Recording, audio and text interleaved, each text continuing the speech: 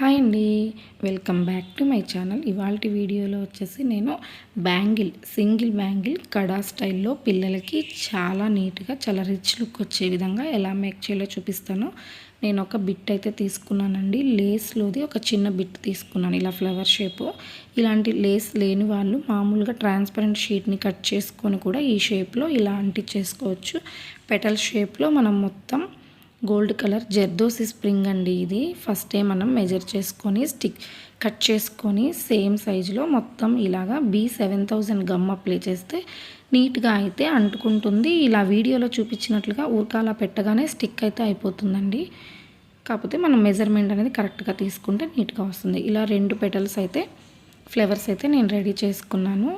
పైన ఒక పెటల్కి half పోర్షన్లో gum apply చేసేసి ఇలా బీట్స్ అన్నీ పోసి ఇలా స్టిక్ చేసేసుకున్నాను.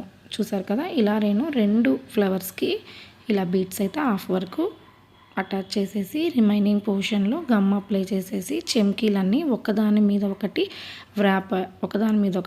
వచ్చేలాగా పెట్టేసుకున్నాను. మొత్తం 2 లైన్స్తో చెమ్కీలు అయితే అంటించేసుకున్నాను. కొంచెం ఓపిక్గా ఒక 1 అవర్ టైం స్పెండ్ చేసినట్లయితే మన పిల్లలకి డ్రెస్కి ఎగ్జాక్ట్ మ్యాచింగ్లో అయితే మనం బ్యాంగిల్ అయితే రెడీ చేసుకోవచ్చు. ఇలా అయిపోయిన తర్వాత మిగిలిన మిడిల్ పోర్షన్లో ఐ షేప్ కుందన్స్ అయితే యూస్ చేసి చెమ్కీస్ మీద వచ్చేలాగా, అంటే కొంచెం 3D లాగా వచ్చేలాగా, ఫ్లాట్గా కాకుండా ఇలాగా వాటి మీద వచ్చేలాగా అంటించేసుకోవాలి. రౌండ్గా మొత్తం ఇలా ఐ షేప్ కుందన్స్ని పెట్టేసి మిడిల్లో స్క్వేర్ షేప్ కుందన్ పెట్టేశాను.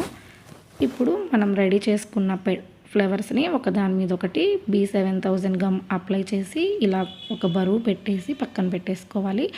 అది డ్రై అయ్యేలోపు మనం ఒక డబల్ బ్యాంగిల్ తీసుకొని దానికి ఇలా థ్రెడ్ అయితే వ్రాప్ చేసుకున్న తర్వాత డైమండ్ షేప్లో కానీ గమ్ అప్లై చేసేసి స్క్వేర్ షేప్ కుందన్స్ని ఇలా డైమండ్స్ షేప్లోకి మనం దగ్గరగా అంటించేసుకోవాలి. ఫస్ట్ లైన్లో 3, నెక్స్ట్ లైన్లో 2, థర్డ్ లైన్లో సింగిల్గా అలా మొత్తం మనము బ్యాంగిల్కి ఒక డైమండ్ షేప్ అనేది క్రియేట్ చేసుకోవాలి. చూడండి, ఇటు సైడ్ మరలా 3 తర్వాత 2 కుందన్స్, నెక్స్ట్ లైన్లో 1 కుందన్.